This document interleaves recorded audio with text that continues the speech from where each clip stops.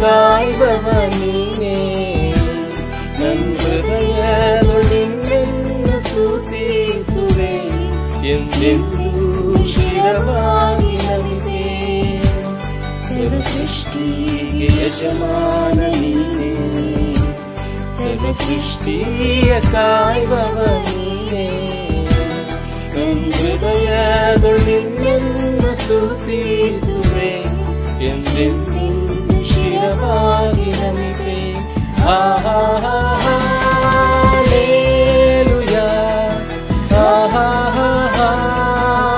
Hallelujah hallelujah hallelujah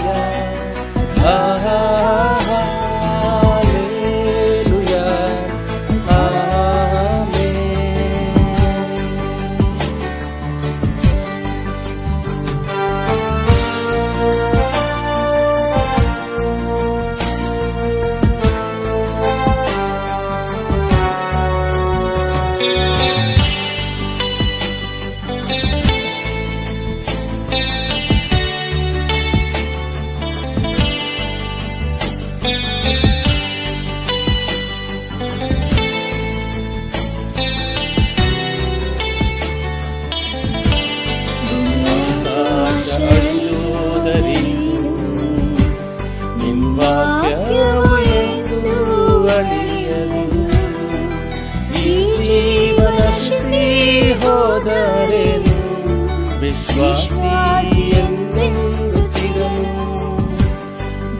ಆಕಾಶ ಅಳಿಯೋದರೇನು ನಿಮ್ಮ ವಾಕ್ಯವು ಎಂದು ಅಳಿಯದು ಈ ಜೀವನ ನಶಿಸಿ ಹೋದರೇನು ವಿಶ್ವಾಸಿ ಎಂದೆಂದು ಸ್ಥಿರನು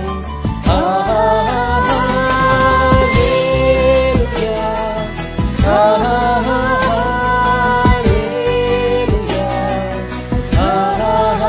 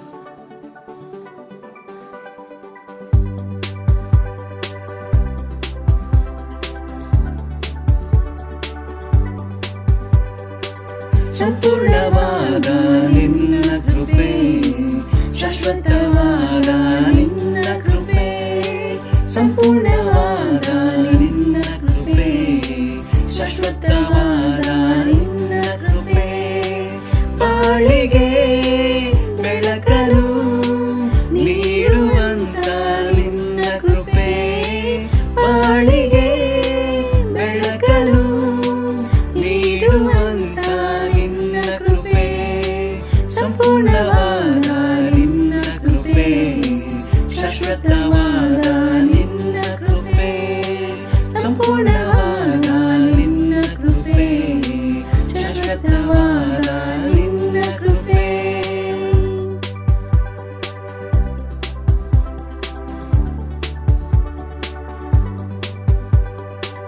ಪಾಪಿಗೆ ಬಿಡುಗಡೆ ನೀಡಿದಂತ ನಿನ್ನ ಕೃಪೆ, ಪರಲೋಕದ ಭಾಗ್ಯವ ದಯಪಾಲಿಸಿದ ನಿನ್ನ ಕೃಪೆ, ಪಾಪಿಗೆ ಬಿಡುಗಡೆ ನೀಡಿದಂತ ನಿನ್ನ ಕೃಪೆ, ಪರಲೋಕದ ಭಾಗ್ಯವ ದಯಪಾಲಿಸಿದ ನಿನ್ನ ಕೃಪೆ, ಆತ್ಮದೇವನೇ ನಿನ್ನ ಕೃಪೆ, ಆರಾಧ್ಯ ದೇವನೇ ನಿನ್ನ ಕೃಪೆ, ಆತ್ಮದೇವನೇ ನಿನ್ನ ಕೃಪೆ, ಆರಾಧ್ಯ ದೇವನೇ ನಿನ್ನ ಕೃಪೆ, ಬಾಳಿಗೆ ಬೆಳಕನ್ನು ನೀಡುವಂತ ನಿನ್ನ ಕೃಪೆ, ಬಾಳಿಗೆ ಬೆಳಕನ್ನು ನೀಡುವಂತ ನಿನ್ನ ಕೃಪೆ, ಸಂಪೂರ್ಣವಾದ ನಿನ್ನ ಕೃಪೆ, ಶಾಶ್ವತವಾದ ನಿನ್ನ ಕೃಪೆ, ಸಂಪೂರ್ಣವಾದ ನಿನ್ನ ಕೃಪೆ, ಶಾಶ್ವತವಾದ ನಿನ್ನ ಕೃಪೆ.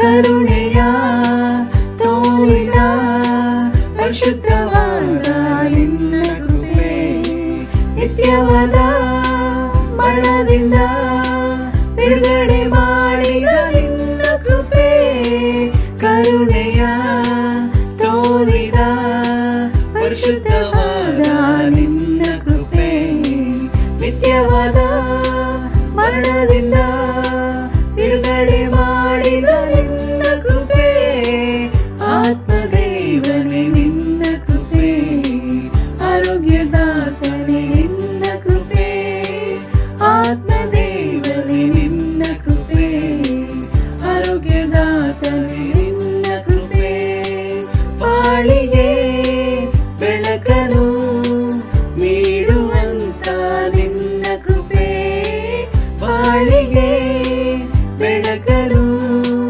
ನೀಡುವಂತ ನಿನ್ನ ಕೃಪೆ, ಸಂಪೂರ್ಣವಾದ ನಿನ್ನ ಕೃಪೆ, ಶಾಶ್ವತವಾದ ನಿನ್ನ ಕೃಪೆ, ಸಂಪೂರ್ಣವಾದ ನಿನ್ನ ಕೃಪೆ, ಶಾಶ್ವತವಾದ ನಿನ್ನ ಕೃಪೆ.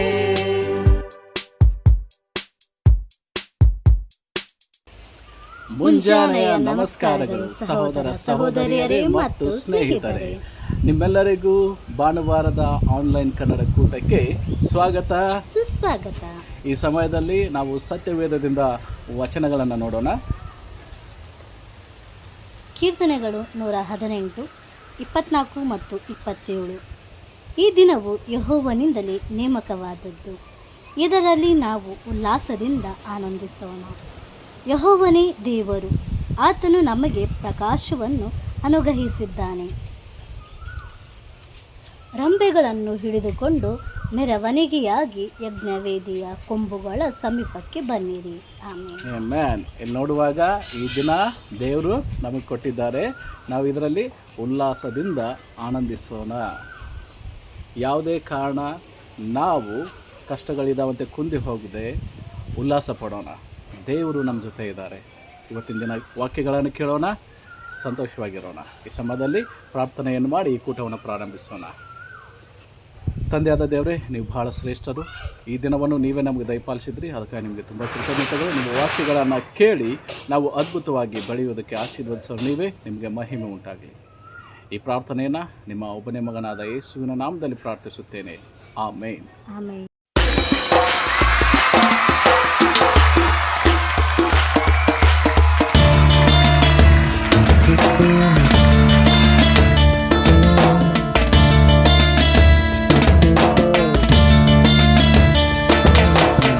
ಆರಾಧನೆ ನಾಯಕ ನೀನೇ, ಆರಾಧನೆಗೆ ಯೋಗ್ಯನು ನೀನೇ, ಆರಾಧನೆಗೆ ಯಜಮಾನ ನೀನೇ, ಆರಾಧನೆ ಅರಸನು ನೀನೇ. ಜೀವಿಸುವ ಕಾಲವೆಲ್ಲ ನಿನ್ನನ್ನೇ ಆರಾಧಿಸುವೆ, ಜೀವಿಸುವ ಕಾಲವೆಲ್ಲ ನಿನ್ನನ್ನೇ ಆರಾಧಿಸುವೆ. ಆರಾಧನೆ ನಾಯಕ ನೀನೇ, ಆರಾಧನೆಗೆ ಯೋಗ್ಯನು ನೀನೇ.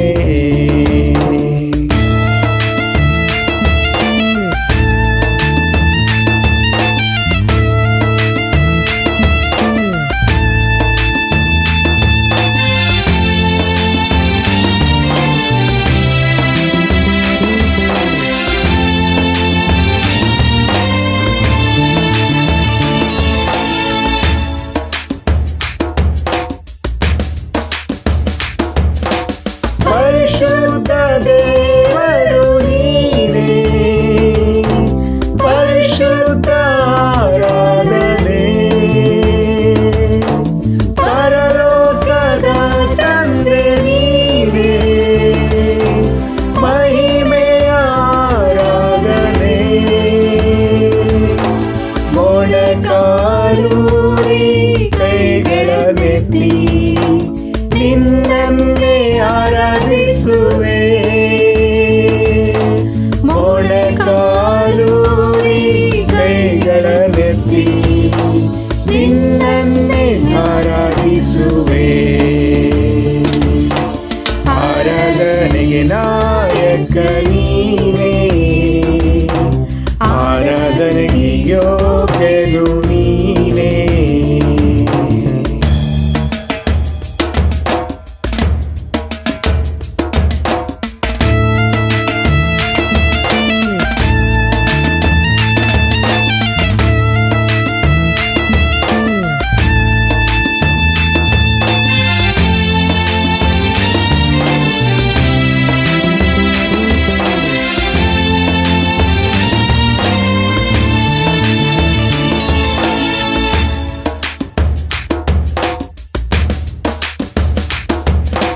ಭಕ್ತರ ಆರಾಧನೆಗೆ ಯೋಗ್ಯರೇ, ಆರಾಧನೆ ಆರಾಧನೆ, ದೂತರು ಆರಾಧಿಸುವ ಕರ್ತನೇ, ಆರಾಧನೆ ಆರಾಧನೆ. ಧ್ವಜಪ್ರಾಯನೇ ನೀನು ನನ್ನ ಇನಿಯನೇ, ನಿನ್ನನ್ನೇ ಆರಾಧಿಸುವೆ. ಧ್ವಜಪ್ರಾಯನೇ ನೀನು ನನ್ನ ಇನಿಯನೇ, ನಿನ್ನನ್ನೇ ಆರಾಧಿಸುವೆ. ಆರಾಧನೆ ನಾಯಕ ನೀನೇ, ಆರಾಧನೆಗೆ ಯೋಗ್ಯನು ನೀನೇ, ಆರಾಧನೆಗೆ ಯಜಮಾನ ನೀನೇ, ಆರಾಧನೆ ಅರಸನು ನೀನೇ.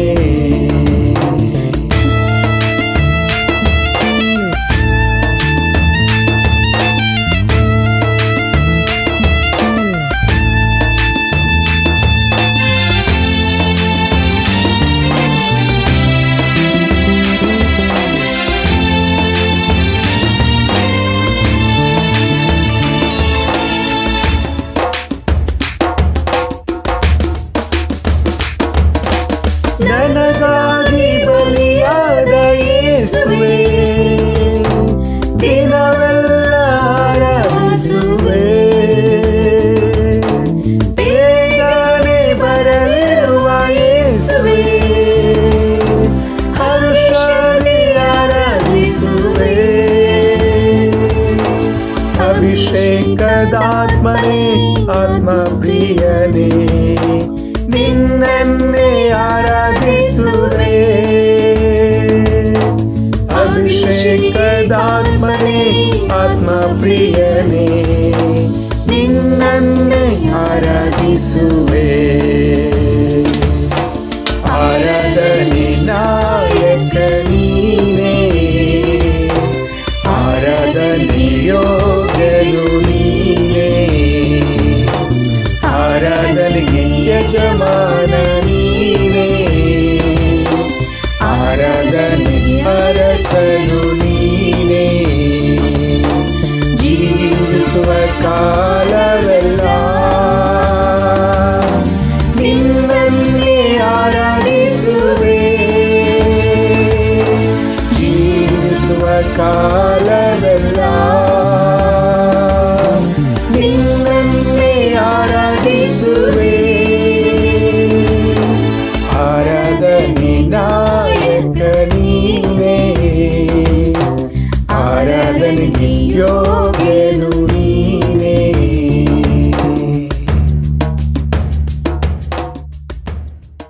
ಬೆಳಗಿನ ನಮಸ್ಕಾರಗಳು ಬ್ರದರ್ಸ್ ಅಂಡ್ ಸಿಸ್ಟರ್ಸ್. ನಮಸ್ಕಾರ. ನೀವೆಲ್ಲ ಸಂತೋಷವಾಗಿದ್ದೀರಾ ನಾನು ವಿಶ್ವಾಸಿಸ್ತೇನೆ.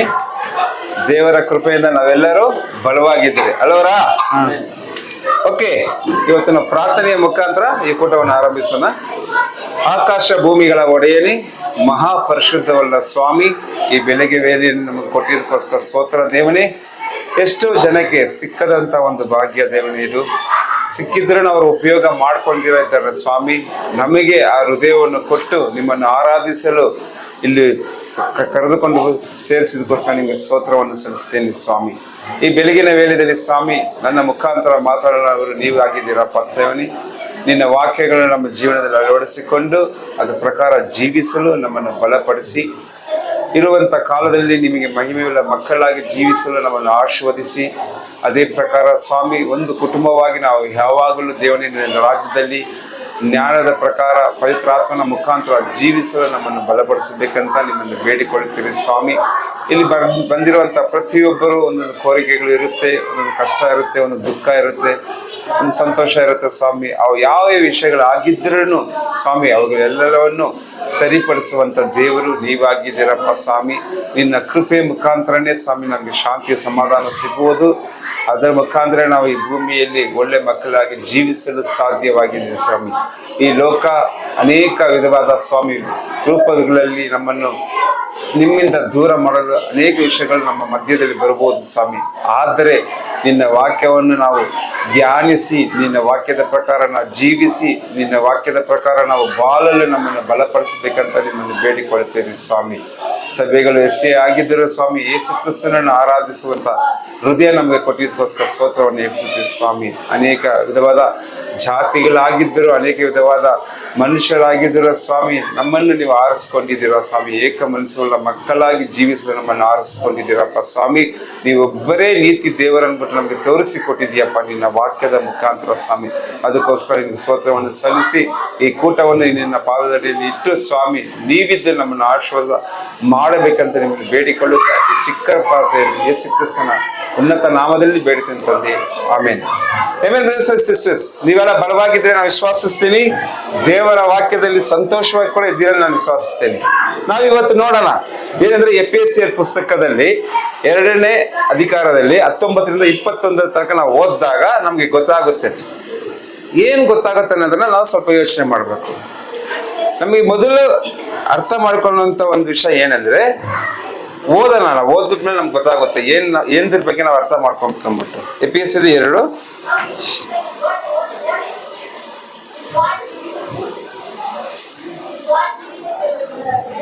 ಓದಿ. ಹೀಗಿರಲಾಗಿ ನೀವು ಇನ್ನು ಮೇಲೆ ಪರದೇಶದವರು, ಅನ್ಯರು ಆಗಿರದೆ ದೇವ ಜನರೊಂದಿಗೆ ಒಂದೇ ಸಂಸ್ಥಾನದವರು, ದೇವರ ಮನೆಯವರು ಆಗಿದ್ದೀರಿ. ಅಪೊಸ್ತಲರು ಪ್ರವಾದಿಗಳು ಎಂಬ ಆಸ್ತಿವಾರದ ಮೇಲೆ ನೀವು ಮಂದಿರಾಪಾದಿಯಲ್ಲಿ ಕಟ್ಟಲ್ಪಟ್ಟಿದ್ದೀರಿ. ಆಮೇನ್. ಇಲ್ಲಿ ಹೇಳುತ್ತೆ 19ರಲ್ಲಿ ಓದಿದಾಗ ಏನ್ ಹೇಳುತ್ತಂದ್ರೆ, ನೀವು ಈಗಿರಲಾಗಿ ನೀವು ಇನ್ನು ಮೇಲೆ ಪರದೇಶದವರು ಅನ್ಯರು ಆಗಿರದೆ ಪರಿಶುದ್ಧರೊಂದಿಗೆ ಒಂದೇ ಪಟ್ಟಣದವರು ದೇವರ ಮನೆಯವರು ಆಗಿದ್ದೀರಿ ಅಂತ ಹೇಳುತ್ತೆ. ಪರದೇಶದವರಂದ್ರೆ ಏನು? ಯಾರನ್ನು ಪರದೇಶಿ ಅಂತಾರೆ? ಬೇರೆ ದೇಶದಿಂದ ಬಂದವರನ್ನ ಪರದೇಶಿ ಅಂತಾರೆ ಅಲ್ವರ? ನಿಮಗೆ ಪರದೇಶನಿದೆ ಏನ್ ಜ್ಞಾಪಕ ಬರುತ್ತೆ? ನಮ್ಗೆ ರಿಲೇಟಿವ್ ಇಲ್ಲ ಅಂದ್ರೆ ಅವರು ಪರದೇಶಿಗಳು, ಅಂದ್ರೆ ನಮ್ಗೆ ರಿಲೇಟೆಡ್ ಆಗದೆ ನಮ್ಗೆ ರಿಲೇಟೆಡ್ ಆಗದೆ ಇರುವಂತವರು ಪರದೇಶಿ ಅಂದ್ಬಿಟ್ಟು ಅವರು ಹೇಳ್ತಾರೆ. ಬೇರೆ ಹೇಳಿ. ಟೋಟಲಿ ನಮ್ಮ ಭಾರತ ದೇಶವನ್ನು ಬಿಟ್ಟು ಹೊರಗಡೆ ಇರೋರೆಲ್ಲ ಪರದೇಶಿಗಳೇ ಆಗ್ತಾರೆ. ಓಕೆ. ಅನ್ಯರು ಅಂದ್ರೆ ಇವರಿಬ್ಬರು ಇಲ್ಲದೆ, ಏನ್ ಹೇಳ್ತೀರಿ ವಾಕ್ಯ? ಇವರು ಇಬ್ಬರು ಇಲ್ಲದೆ ನೀವು ದೇವ ಜನರೊಂದಿಗೆ ಹೇಳುತ್ತೆ ವಾಕ್ಯ. ಏನ್ ಹೇಳುತ್ತೆ? ದೇವ ಜನರೊಂದಿಗೆ. ದೇವ ಜನರಂದ್ರೆ ಯಾರು? ಕ್ರೈಸ್ತರು. ಯೇಸು ಕ್ರಿಸ್ತರನ್ನು ಹಿಂಬಾಲಿಸುವಂತ ಜನರು, ಯೇಸು ಕ್ರಿಸ್ತ ವಾಕ್ಯದ ಪ್ರಕಾರ ಜೀವಿಸುವಂತ ಜನರು ಯಾರು? ಕ್ರೈಸ್ತರು, ದೇವ ಜನರು. ಯೇಸು ಕ್ರಿಸ್ತನ ಹಿಂಬಾಲಿಸೋರು ಬೇರೆ, ಯೇಸು ಕ್ರಿಸ್ತನ ಹಿಂದ್ಗಡೆ ಹೋಗೋರು ಬೇರೆ. ಬಟ್ ಅವರ ವಾಕ್ಯದ ಪ್ರಕಾರ ಜೀವಿಸುವಂತ ಜನರೇ ಯಾರಾಗಿದ್ದಾರೆ? ದೇವ ಜನರಾಗಿದ್ದಾರೆ. ಅದನ್ನ ನಾವು ಯೋಚನೆ ಮಾಡಬೇಕು. ಇಲ್ಲಿ ನಿಮ್ಗೆಲ್ಲರಿಗೂ ಒಂದು ಪ್ರಶ್ನೆ ಕೇಳ್ತೀನಿ. ನೀವು ಎಷ್ಟು ವರ್ಷ ಕ್ರಿಸ್ತರು ಅಂದ್ಬಿಟ್ಟು ನೀವು ತಿಳಿಸಿ ನನಗೆ. ನಾನು ಸುಮಾರು 25 ವರ್ಷ ಆಯ್ತು ನಾನು ಜ್ಞಾನಸ್ನಾನ ತೆಗ್ದು ಯೇಸು ಕ್ರಿಸ್ತನ ಹಿಂಬಾಲಿಸ್ತಾ ಇದ್ದೀನಿ. ಯಾವ ಶಿಷ್ಯರು ಹೋಗ್ತಾ ಇದ್ದಿಲ್ಲ ಮನೆಗೆ, ಆ ಭಾನುವಾರ ಅನ್ನೋದು ಪೂರ್ತಿಯಾಗಿ ದೇವ್ರು ಕೊಡ್ತಾ ಇದ್ರಿ. ಸಂಜೆವರೆಗೂ ನಾವು ರಾತ್ರಿ ಹೋಗೋದು ಎಷ್ಟು ಗಂಟೆ? ಮನೆಗೆ 9 ಗಂಟೆ 10 ಗಂಟೆ ಆ ಥರ ಹೋಗ್ತಾ ಇದ್ರಿ ನಾವು. ಆಗಿನ ಜೀವನ ನಡೆಸಿದಾಗ ನನಗೆ ಆಶ್ಚರ್ಯ ಆಯ್ತು. ನಾನು ಅನ್ಯನಾಗಿದ್ದೀನಾ, ಪರದೇಶಿ ಆಗಿದ್ದೀನಾ, ಇಲ್ಲ ದೇವ ಮಗನಾಗಿದ್ದೀನಾ? ಆಗಿನ ಟೈಮಲ್ಲಿ ಯೋಚನೆ ಮಾಡಿದಾಗ ನನ್ನ ಹೃದಯ ಹೇಗಿತ್ತಂದ್ರೆ, ನಾನು ಡೈರೆಕ್ಟ್ ಆಗಿ ನಾನು ಸತ್ಯವಾಗಿ ಹೇಳ್ಬೋದಾಗಿತ್ತು ನಾನು ದೇವರ ಮಗನಾಗಿದ್ದೀನಿ ಅಂದ್ಬಿಟ್ಟು. ಯಾಕಂದ್ರೆ ಆ ಭಾನುವಾರ ಅನ್ನೋದನ್ನ ಪೂರ್ತಿಯಾಗಿ ದೇವ್ರು ಕೊಡ್ತಾ ಇದ್ದಾರೆ. ನಾನು ನಿಮ್ಮಲ್ಲಿ ಕೂಡ ಕೆಲವು ಜನ ಇದ್ದೀರಾ ಹತ್ರ. ಓಕೆ, ಅವರಿಗೆ 8 ವರ್ಷ ಕ್ರಿಸ್ತ ಜೀವನದಲ್ಲಿ ಮೊದಲಾಗಿ ಪ್ರತಿದಿನ ಪ್ರಾರ್ಥನೆ ಮಾಡಬೇಕು, ಪ್ರತಿದಿನ ಬೈಬಲ್ ಓದಬೇಕು, ಪ್ರತಿದಿನ ಅಯ್ಯೋ ದೇವರು ಎಲ್ಲಿ ಹೋದ್ರೆ ದೇವ್ರಿಗೆ, ಅಡಿಗೆ ಮನೆಗೆ ಹೋದ್ರೆ ದೇವರು, ಹೊರಗಡೆ ಬಂದ್ರೆ ದೇವರು, ಸ್ನೇಹಿತರ ಹತ್ರ ಇದ್ರು ದೇವರು, ಎಲ್ಲಿದ್ರು ದೇವರು. ಆ ಥರ ಒಂದು ಸ್ವಭಾವ ನಮ್ಮಲ್ಲಿ ಮೊದಲು ಜ್ಞಾನಸ್ಥಾನ ಎತ್ತಾಗ ಇತ್ತು. ಆದ್ರೆ ಈಗ ಅವ್ರ ಜೀವನ ಆ ಥರ ಇಲ್ಲ ಅಂದ್ಬಿಟ್ಟು ಅವ್ರು ಅನ್ಕೊಂತಾ ಇದ್ದಾರೆ. ಈಗ ಒಂಥರ ಪ್ಯಾಷನ್ ಜೀವನ ಆಗಿದೆ. ಮುಂದೆ ಅವರ ಸುಮಾರು 8 ವರ್ಷಗಳಿಂದ ಹೇಗಿದೆ ಅಂದ್ರೆ, ಅವ್ರ ಅಕ್ಕನ ಅವ್ರ ಜೊತೆ ಸೇರಿಕೊಂಡು ಪ್ರಾರ್ಥನೆ ಮಾಡೋದೇನು, ಒಬ್ಬೊಬ್ಬರ ಹಂಚ್ಕೊಳ್ಳೋದೇನು, ತನ್ನ ಹೃದಯಗಳನ್ನ ಆ ದಿನಗಳು ನೆನೆಸ್ಕೊಂಡಾಗ ಆಶ್ಚರ್ಯವಾಗಿದೆ. ಈಗಿನ ದಿನ ನೆನೆಸ್ಕೊಂಡಾಗ ಪ್ಯಾಷನ್ ಆಗಿದೆ. ತನ್ನ ಕಷ್ಟಗಳು, ತನ್ನ ಊರು, ತನ್ನ ಜನ, ತನ್ನ ಯೋಚನೆ, ತನ್ನ ಆಲೋಚನೆಗಳು ಹಿಂದೆನೇ ಜೀವನ ಮಾಡುವಂತ ಒಂದು ಕಾಲಕ್ಕೆ ಎಲ್ಲರೂ ತಳ್ಳಲ್ಪಟ್ಟಿದ್ದೀರಿ ಅದರ.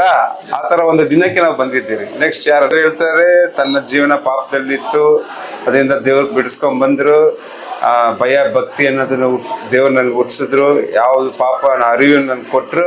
ಆದರೆ ಹಾಗೆ ಒಂದು ಸುಮಾರು 13 ವರ್ಷಗಳ ಹಿಂದೆ ನನ್ನ ಜೀವನ ದೇವರಲ್ಲಿ ಭಯ ಭಕ್ತಿಯಿಂದ ಜೀವನ ಮಾಡ್ತಾ ಇತ್ತು. ಆದರೆ ಈಗ ಪ್ಯಾಷನ್ ಜೀವನ ಆಗಿದೆ. ಅಂದರೆ 1 ಅವರ್ ದೇವ್ರಿಗೆ ಕೊಟ್ಟು ಆಮೇಲೆ ಹಿಂದಕ್ಕೆ ನಾನು ಮತ್ತೆ ನನ್ನ ಜೀವನ ಪ್ಯಾಷನ್ ಆಗಿ ಹೋಗ್ತಾ ಇದೆ.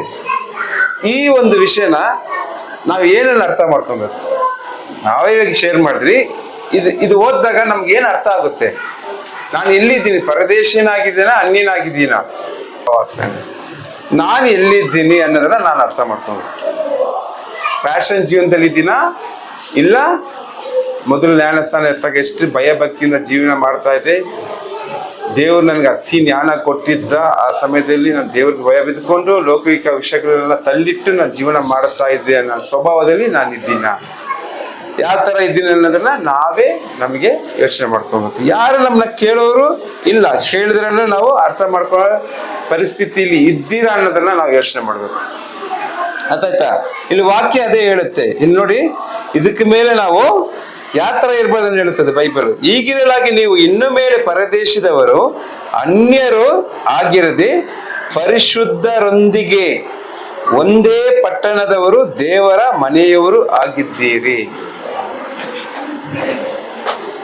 ಸಿಸ್ಟರ್ಸ್, ನಾವು ಪರಿಶುದ್ಧ ಆಗಿ ದೇವರ ಮನೆಯಾಗಿರ್ತೀರಲ್ಲ, ಅದು ಯಾವಾಗ ಮಾತ್ರ ನಾವು ಯೋಚನೆ ಮಾಡಿ.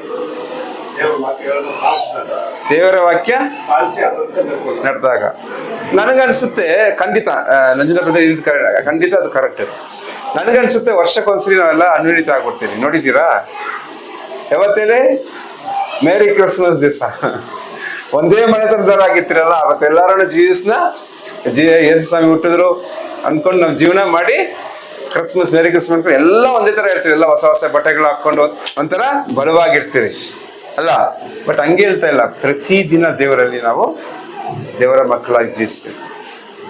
ಒಂದೇ ಹೇಳ್ತೀನಿ ನಾನು, ನಾವು ಕ್ರಿಸ್ತುಗಳು ಅನ್ಕೊಂಡು ಹೋಗೋದಕ್ಕನ್ನ ನಾನು ದೇವರ ವಾಕ್ಯದಲ್ಲಿ ಇದ್ದೀನ ಅನ್ನೋದನ್ನ ನಾವು ಯೋಚನೆ ಮಾಡ್ಬೇಕು. ಅಪೊಸ್ತಲರು, ಪ್ರವಾದಿಗಳು ಎಂಬ ಅಸ್ತಿವಾರದ ಮೇಲೆ ನೀವು ಕಟ್ಟಲ್ಪಟ್ಟಿದ್ದೀರಿ. ಯೇಸು ಕ್ರಿಸ್ತನೇ ಮುಖ್ಯವಾದ ಮೂಲೆಗಲ್ಲು. ಅಪೊಸ್ತಲರು ಮತ್ತು ಪ್ರವಾದಿಗಳು, ಇವರಿಬ್ಬರ ವ್ಯತ್ಯಾಸ ಏನು? ಇವರಿಬ್ಬರಲ್ಲಿರುವ ವ್ಯತ್ಯಾಸ ಏನು?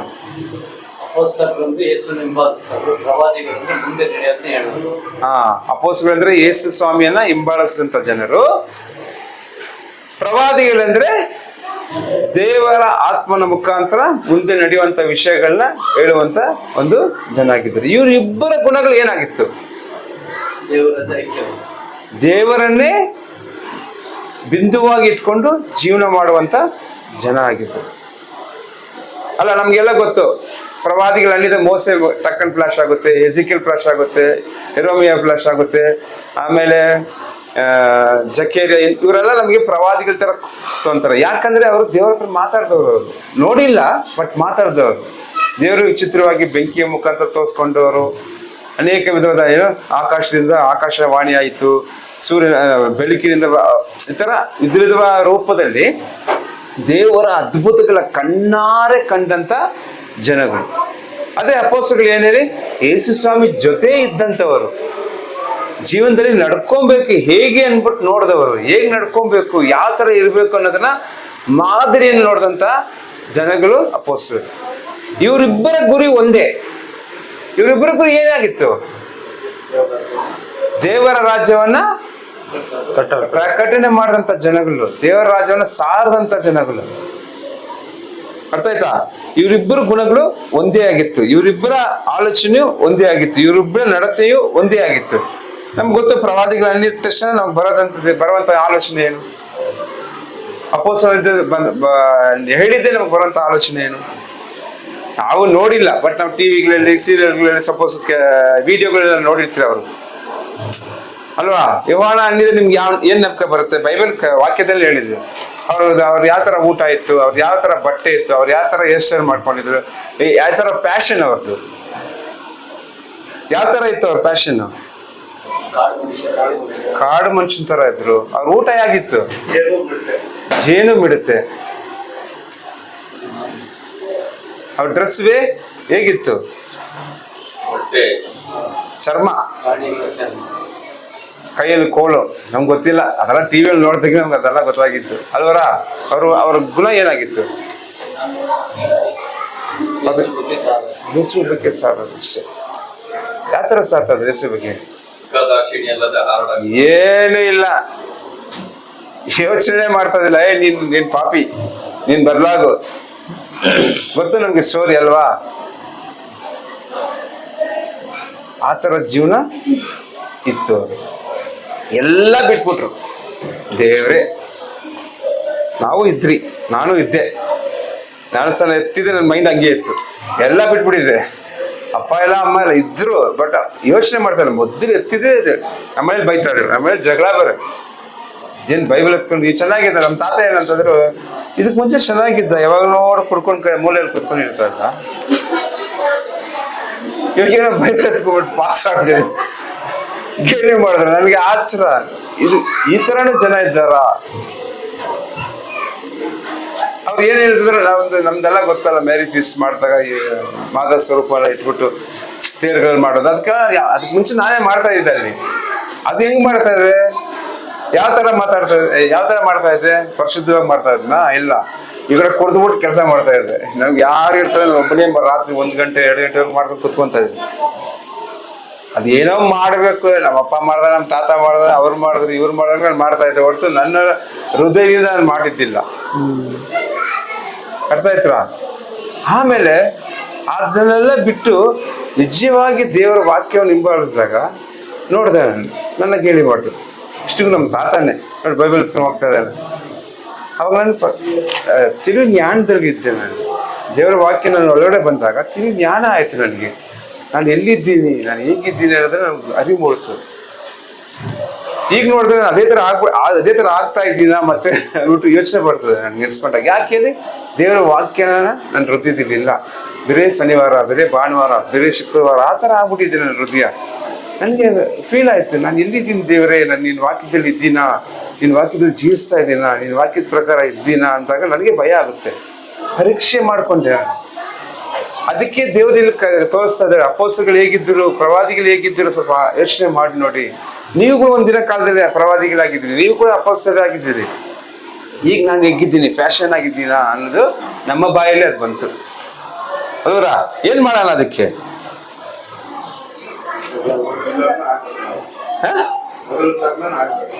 ಇಲ್ಲಿ ಮಾತ್ರನ ಹಂಗೆ ಹೋಗಿದ್ದೆ ಚೇಂಜ್ ಆಗ್ಬಿಡೋಣ.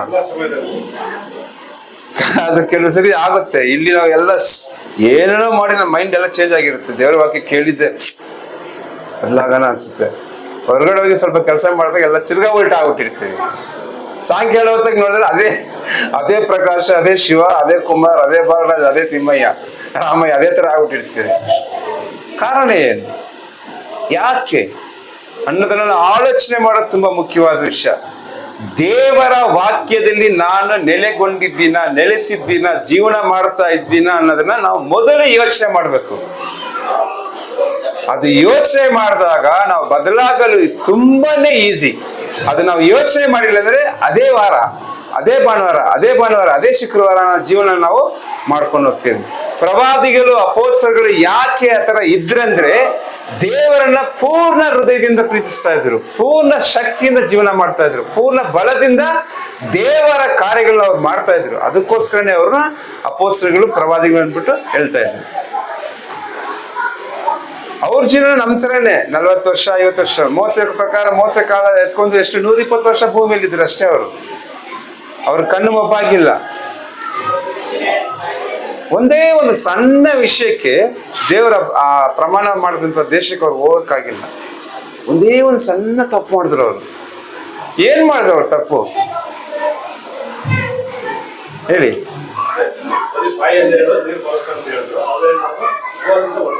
ಹಾ, ಸಣ್ಣ ಅದೇನು ದೊಡ್ಡ ತಪ್ಪ? ದೊಡ್ಡ ತಪ್ಪ? ದೇವರ ಇಷ್ಟದಲ್ಲಿ ತಪ್ಪು. ಬಟ್ ನಮ್ಮ ಎಷ್ಟು ಪ್ರಕಾರ ಏನ್ ಬ್ರೋ ಇದೇನು ದೊಡ್ಡ ತಪ್ಪ? ಎಷ್ಟು ಮಾಡ್ತೀರ ಮಾಡಲ್ವಾ ನಾವು? ಆ ಅಡ್ವೈಸ್ ದೇವ್ರು ಕೊಡ್ತಾ ಇದಾರೆ. ಈಗ ನಮ್ಗೆ ದೇವ್ರು ಏನ್ ಮಾಡ್ತಾ ಇದ್ದಾರೆ? ಶಿಷ್ಯರುಗಳ ಮುಖಾಂತರ ಅಡ್ವೈಸ್ ಕೊಡ್ತಾ ಇದ್ದಾರೆ. ಇದೇನ್ ಬ್ರೋ ತಪ್ಪ? ಆತರ ನಮ್ ಹೃದಯ ಹೋಗುತ್ತಾ ಹೋಗಲ್ವಾ? ಹೋಗುತ್ತೆ. ಯೋಚನೆ ಮಾಡಿ, ಆ ಚಿಕ್ಕ ವಿಷಯಕ್ಕೆ ಆ ಮೋಸೆ ಆ ಪ್ರಮಾಣ ಮಾಡಿದಂಥ ದೇಶ ನೋಡಕ್ ಆಗಿಲ್ಲ. ನಾವು ಏನು ಅವಾಗ? ಬಟ್ ದೇವರ ಲೆಕ್ಕ ಆಗ್ಲೂ ಒಂದೇ, ಈಗಲೂ ಒಂದೇ. ದೇವರು ಅವಾಗಲೂ ದೇವರೇ, ಈಗಲೂ ದೇವರೇ. 2000 ವರ್ಷಗಳಿಂದ ದೇವರಾಗಿದ್ದರು, ಈಗಲೂ ದೇವರಾಗಿದ್ದಾರೆ. ನಾನು ಎಲ್ಲಿದ್ದೀನಿ ಅನ್ನೋದನ್ನ ಆಲೋಚನೆ ಮಾಡೋದು ತುಂಬಾ ಮುಖ್ಯವಾದ ವಿಷಯ. ಇಲ್ಲಿ ನಾವೆಲ್ಲ ಒಂದು ಅರ್ಥ ಮಾಡ್ಕೊಬೇಕು. ದೇವರ ವಾಕ್ಯವನ್ನು ಹಿಂಬಾಲಿಸಿದ್ರೆ ನಾವೆಲ್ಲ ಒಂದೇ ಕುಟುಂಬ. ಅರ್ಥ ಆಯ್ತಾ? ಕೆಳಗಡೆ ಹೋದ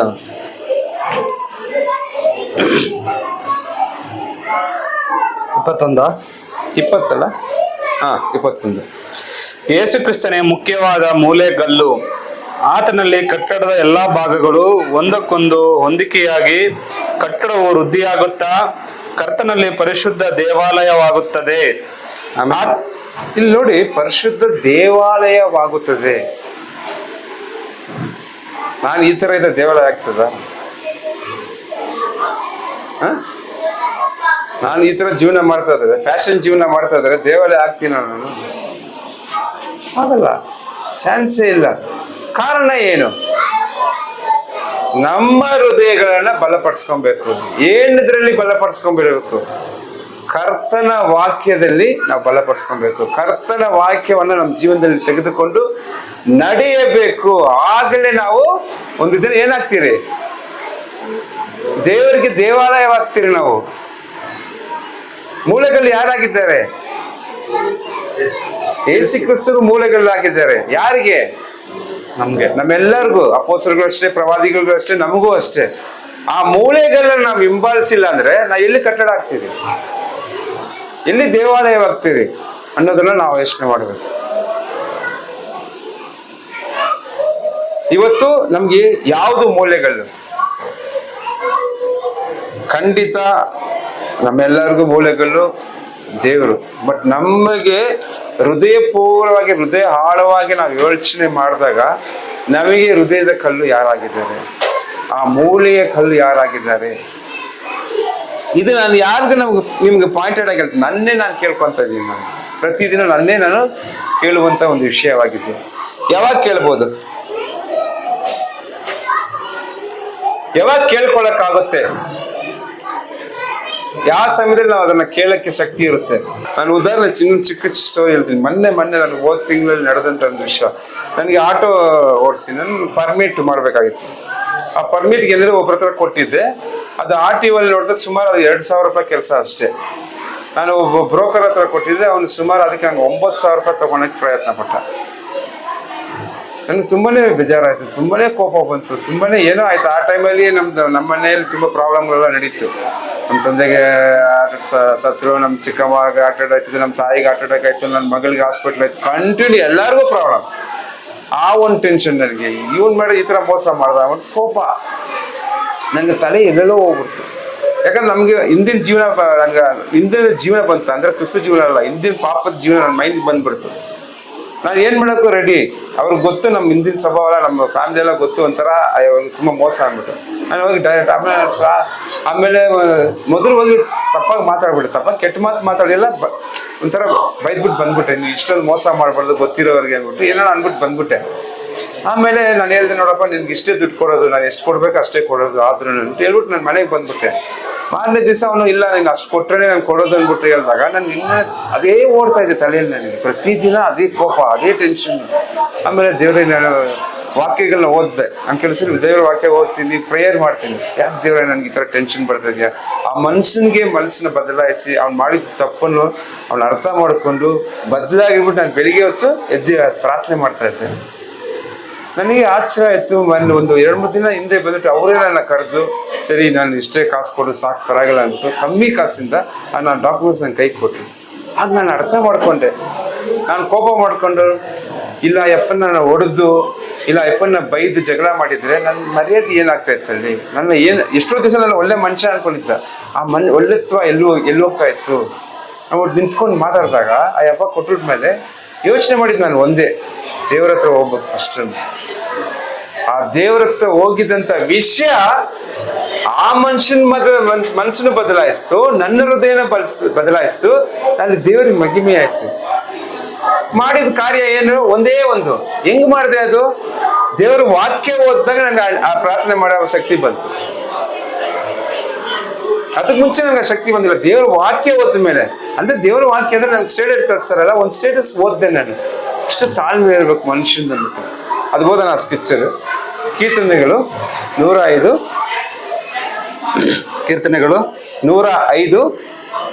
1-2 ಓದಿ.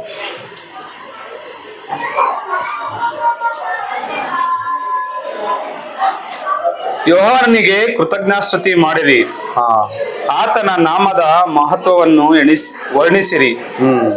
ಜನಾಂಗಗಳಲ್ಲಿ ಆತನ ಕೃತ್ಯಗಳನ್ನು ಪ್ರಸಿದ್ಧಪಡಿಸಿರಿ, ಆತನನ್ನು ಕೀರ್ತಿಸಿರಿ, ಭಜಿಸಿರಿ, ಆತನ ಅದ್ಭುತ ಕೃತ್ಯಗಳನ್ನೆಲ್ಲ ಧ್ಯಾನಿಸಿರಿ. ಆಮೆನ್.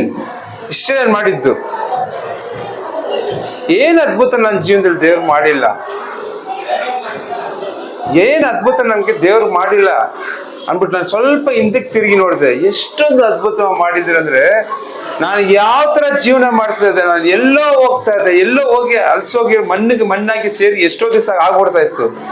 ಎಲ್ಲದರಲ್ಲೂ ಬಿಡಿಸ್ಕೊಂಬಂದು ದೇವರು ಒಳ್ಳೆ ಸಭೆ ಕೊಟ್ಟು, ಒಳ್ಳೆ ಮದುವೆ ಜೀವನ ಕೊಟ್ಟು, ಒಳ್ಳೆ ಹೆಂಡತಿ, ಒಳ್ಳೆ ಮಕ್ಕಳು ಕೊಟ್ಟು, ಒಳ್ಳೆ ಸಹೋದರರನ್ನು ಕೊಟ್ಟು, ಎಲ್ಲ ನನಗೆ ದೇವ್ರು ಕೊಟ್ಟಿದ್ದಾರೆ. ಒಳ್ಳೆ ಕೆಲಸ ಕೊಟ್ಟು, ನನ್ನ ಜೀವನಕ್ಕೆ ಏನೆಲ್ಲ ಬೇಕು ಅದೆಲ್ಲ ದೇವ್ರು ನನಗೆ ಕೊಟ್ಟಿದ್ದಾರೆ.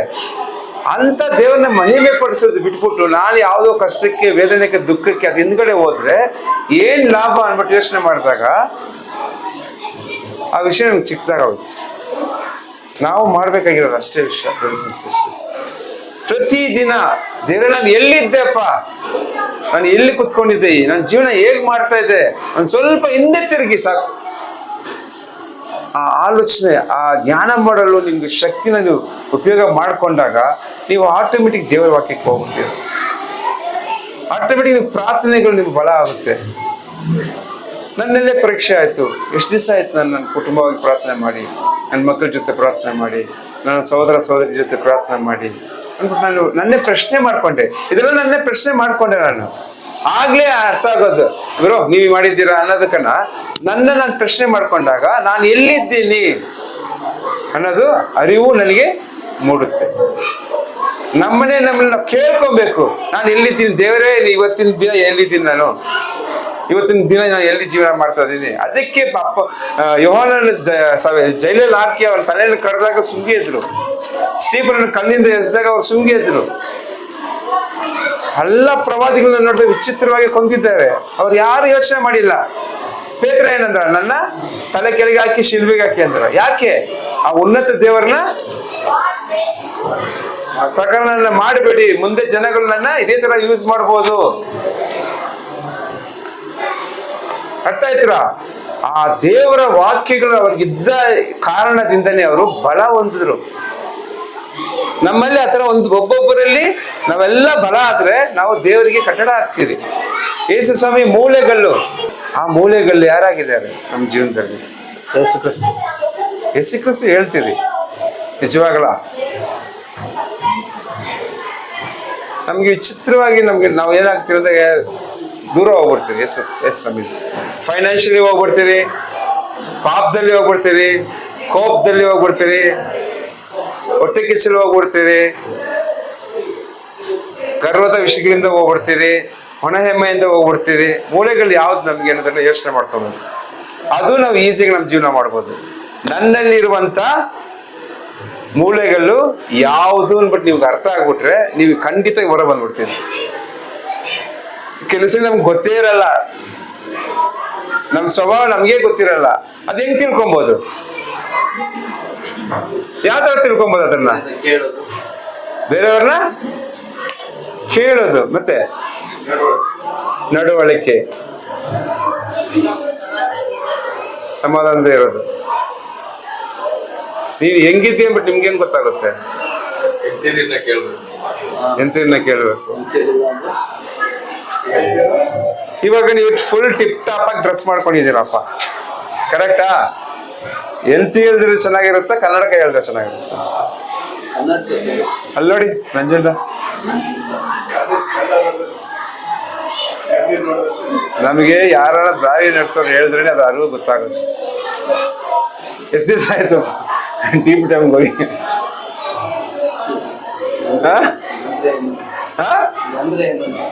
ಟೀಪ್ ಟೈಮ್ ಡೀಪ್ ನಾನಂತೂ ಮರ್ತೇ ಹೋಗ್ಬಿಟ್ಟಿದ್ದೀನಿ. ಟೀಪ್ ನಾನು 2 ವರ್ಷ ಆಗಿದೆ ಟೀಪ್ ಟೈಮ್ಗೆ ಹೋಗಿ. ಮೊನ್ನೆ ನಾಚಿಕೆ ಆಗುತ್ತೆ ನಮ್ಮನೆ, ನನ್ನ ದಾರಿ ನಡೆದೋರ ಹತ್ರ ಕುತ್ಕೊಂಡಾಗ. ಎಲ್ಲೋ ಹೋಗ್ಬಿಟ್ಟಿದ್ದೀನಿ ನಾನು, ಎಲ್ಲಿಗೋ ಹೋಗ್ಬಿಟ್ಟಿದ್ದೀನಿ, ನನಗೇ ಗೊತ್ತಿಲ್ಲ. ಯಾವುದೋ ಮೂಲೆಗೆ ಹೋಗ್ಬಿಟ್ಟಿದ್ದೀನಿ.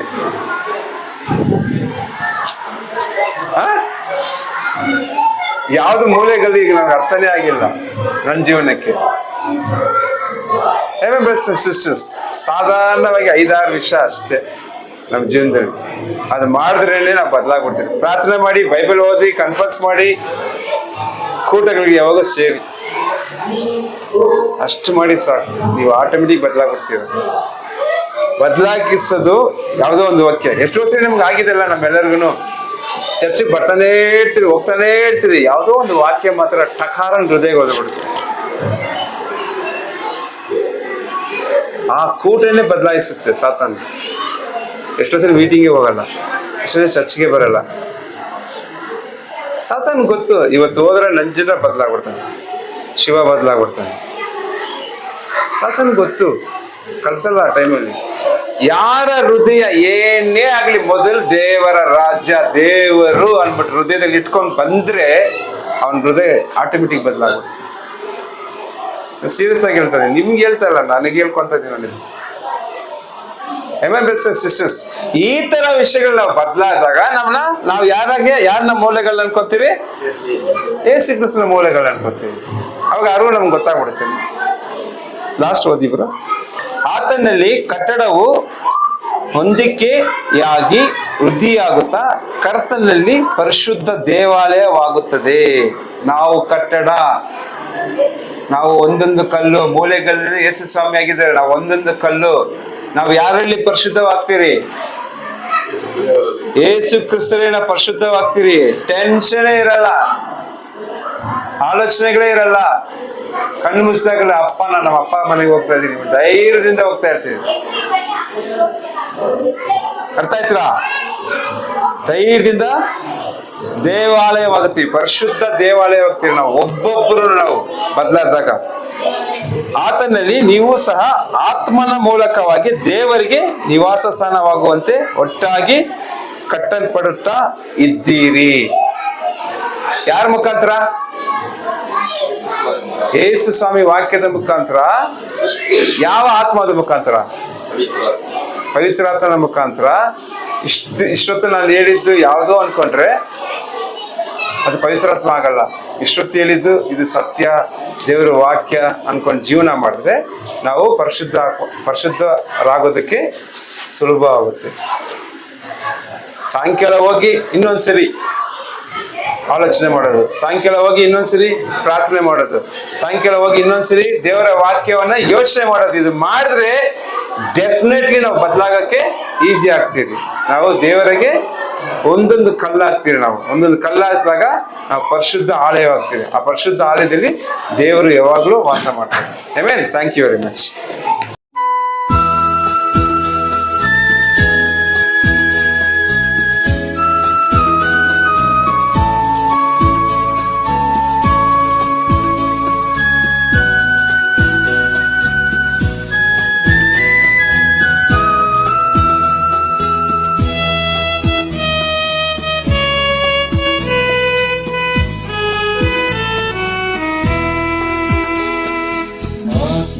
ಆತ್ಮಸ್ವರೂಪನೇ, ಪ್ರಿಯ ಆತ್ಮಸ್ವರೂಪನೇ, ಈಗ ಬಾದೇವ, ಇಳಿದು ಬಾದೇವ ನಮ್ಮ ಮಧ್ಯದಲ್ಲಿ. ಈಗ ಬಾದೇವ, ಇಳಿದು ಬಾದೇವ ನಮ್ಮ ಮಧ್ಯದಲ್ಲಿ.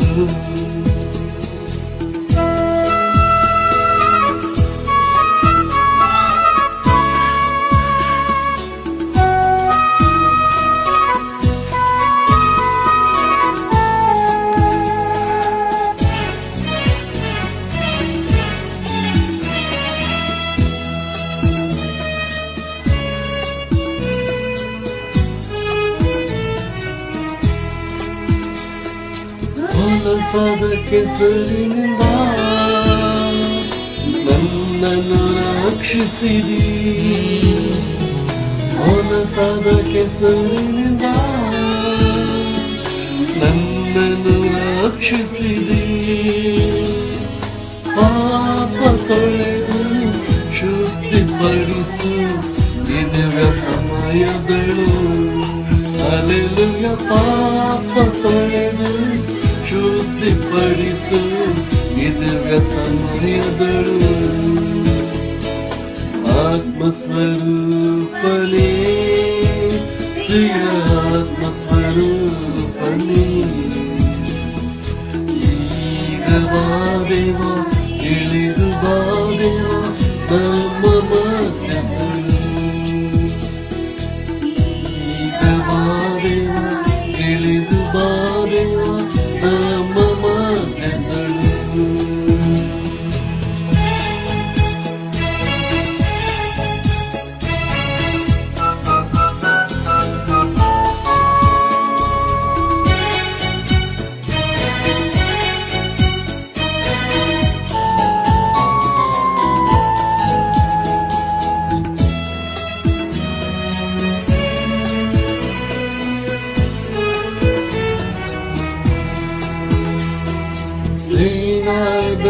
ಬೆಟ್ಟದಲ್ಲಿ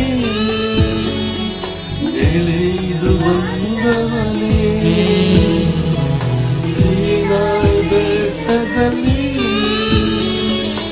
ಎಳೆದು ಬಂದವನೇ,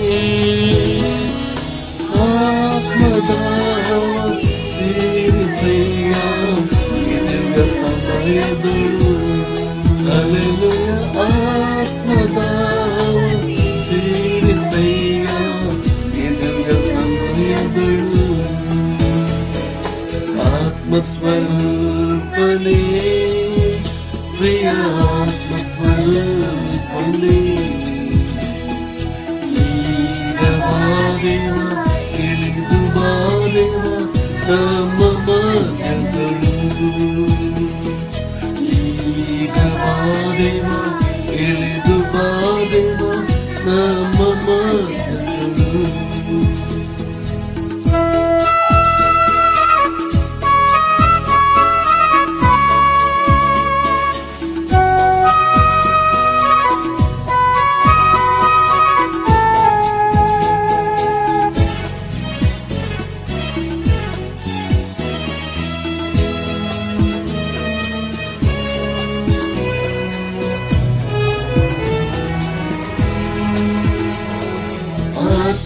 ಆತ್ಮನವರಗಳಿಂದ ನನ್ನನ್ನು ತುಂಬಿಸಯ್ಯ, ಆತ್ಮನವರಗಳಿಂದ ನನ್ನನ್ನು ತುಂಬಿಸಯ್ಯ, ಎದ್ದು ನಿಂತುಗಳು ಅಭಿಷೇಕ ಮಾಡಯ್ಯ ನಿನ್ನ ಸಮಯಗಳು, ಅಲೆಲುಯ ಎದ್ದು ನಿಂತುಗಳು ಅಭಿಷೇಕ ಮಾಡಯ್ಯ ನಿನ್ನ ಸಮಯಗಳು, ಆತ್ಮಸ್ವರೂಪನೇ ಪ್ರಿಯ ಆತ್ಮಸ್ವರೂಪನೇ, ಈಗ ಬಾರೆವ ಇಳಿದು ಬಾರೆವ ನಮ್ಮ ಮಧ್ಯಗಳು, ಈಗ ಬಾರೆವ ಇಳಿದು ಬಾರೆವ